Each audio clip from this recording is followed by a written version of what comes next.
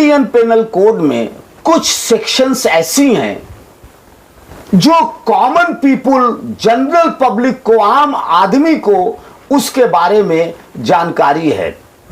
जैसे 302, हर आदमी जानता है कि 302 का मतलब 302 का मतलब मर्डर होता है।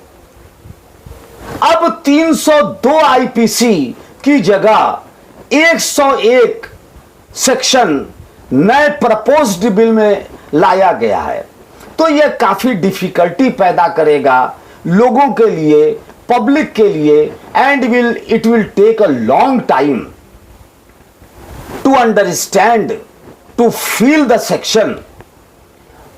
तो ये 302 ये आम फाम सबके लिए, सबके जुबान पर ये सेक्शन थी, सब जानते थे कि 302 का मतलब मर्डर होता है। तो इसलिए इस धारा को 302 को as it is proposed bill में अगर रखा जाए तो इट वुड बी बेटर। इसी तरह 420 420 आईपीसी चीटिंग, यह भी हर व्यक्ति, चाहे वो पढ़ा लिखा हो ना पढ़ा लिखा हो, कॉमन आदमी भी जानता था कि 420, लोग बोलते थे 420 ही कर रहे हो, यानी चीटिंग कर रहे हो।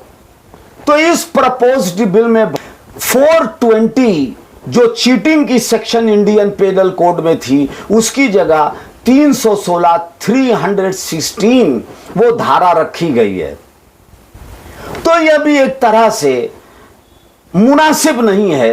यह भी 420 जो धारा, इसको एज इट इज इस नए प्रपोज्ड बिल में रखना चाहिए।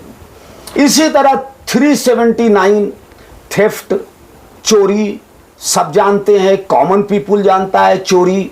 379 395 डकैती, 395 डकैती। तो ये जो सेक्शंस हैं ये कॉमन पीपुल तक, उनके मस्तिष्क में ये सेक्शंस हैं, उनकी जुबान पर ये सेक्शंस हैं। तो जो सेक्शंस 452 452 आईपीसी, घर में घुस के अत्याचार करना, घर में घुस के मारपीट करना, 452 452 IPC, 342 IPC wrongful confinement, 376 IPC rape. ये जो सेक्शंस हैं, ये सेक्शंस कॉमन सेक्शंस थी।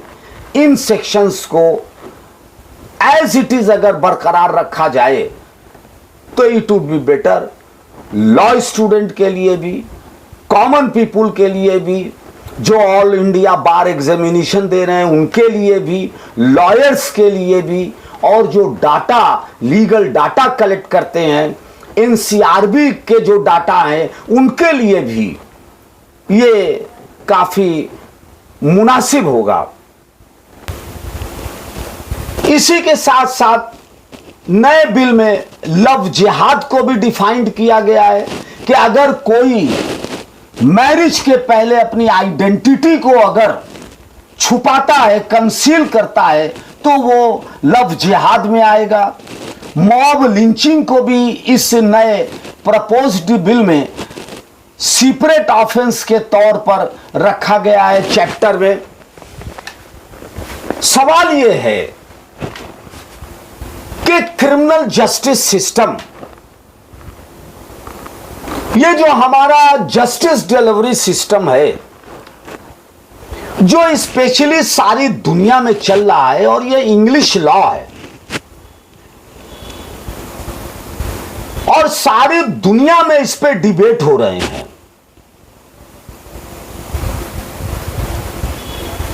और ये डिबेट अपने देश इंडिया में भी, अपने मुल्क में भी चल रहा है।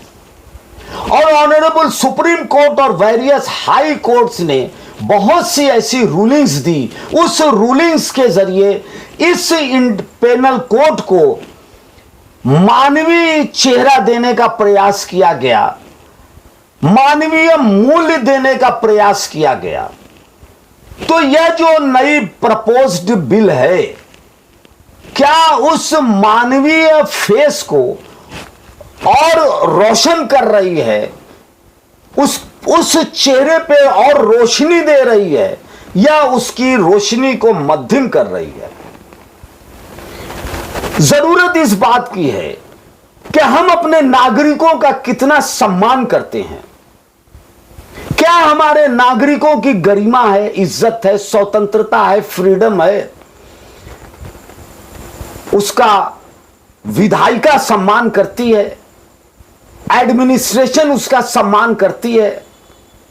क्या कमजोर से कमजोर व्यक्ति की वॉइस का सम्मान है, वॉइस ऑफ द वॉइसलेस का सम्मान है?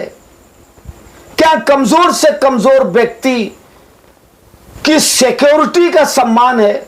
क्या उसको इस बात की सिक्योरिटी है कि उसको बिना किसी लीगल कोर्स के उसको प्रताड़ित नहीं किया जा सकता, उसको गिरफ्तार नहीं किया जा सकता? क्या इस बात की सिक्योरिटी है इस देश के नागरिक को कि वो फॉल्स इंप्लीकेशन का शिकार नहीं होंगे? को एक्यूज के स्टेटमेंट पर 161 सीआरपीसी के बयान के आधार पर जिस तरह लोगों को इंप्लीकेट किया जा रहा है, जो भी लॉयर्स हैं, एडमिनिस्ट्रेशन के लोग हैं, वो जानते हैं कि किस तरह को एक्यूज के स्टेटमेंट में और किस तरह से 161 के सीआरपीसी के बयान में नाम बढ़ाया जाता है और कैसे नाम घटाया जाता है।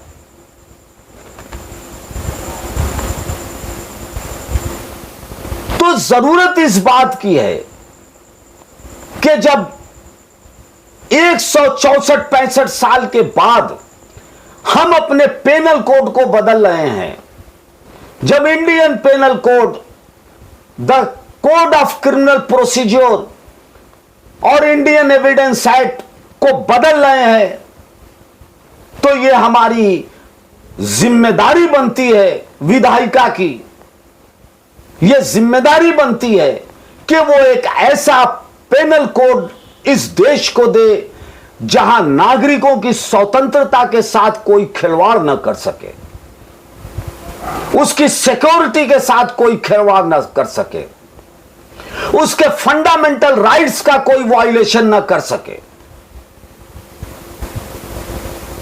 अगर यह प्रयास है तो इस प्रयास का वेलकम है और भारत के पूरे नागरिक इस प्रयास का वेलकम करेंगे, सारा अधिवक्ता समाज इसका वेलकम करेगा, पूरी जुडिशियरी और क्रिमिनल जस्टिस सिस्टम से जुड़े हुए जो भी लोग हैं वो इसका वेलकम करेंगे। नीयत साफ होनी चाहिए। Democracy is a government of the people, for the people and by the people. तो ये सिर्फ इडियम्स और मेटाफर तक कागजी न रहें, इनको वास्तविकता में धरातल पर इस पेनल कोड के जरिए लाना होगा। जो भी हुआ हम उसे अब नजरअंदाज करें, एक नए भारत का निर्माण करें, एक शक्तिशाली भारत का निर्माण करें, एक गौरवशाली भारत का निर्माण करें, जहां कमजोर से कमजोर व्यक्ति की आंख में आंसू है तो उसके आंसू की कीमत है, वॉइस ऑफ द वॉइसलेस की आवाज की कीमत है।